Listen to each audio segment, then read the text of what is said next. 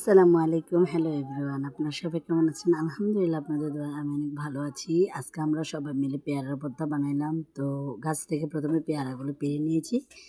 পেয়ারাগুলো অনেক বড় বড় ছিল, দেখতে ছোট দেখা গেলেও পেয়ারাগুলো অনেক বড়।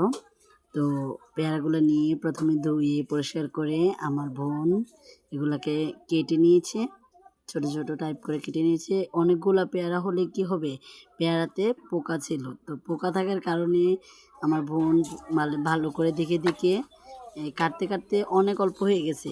অনেকগুলো পেয়ারা থেকে অল্প কয়েকটা পেয়ারা পাওয়া গেছে। তো এগুলোকে প্রথম তেঁতুল, শুকনা মরিচ পুড়িয়ে নিয়ে তারপরে একসাথে মেখেছি। তারপর এগুলোর সাথে কিছু ধনিয়া পাতা অ্যাড করেছে। তো অ্যাড করার পরে আমার বোন ভালো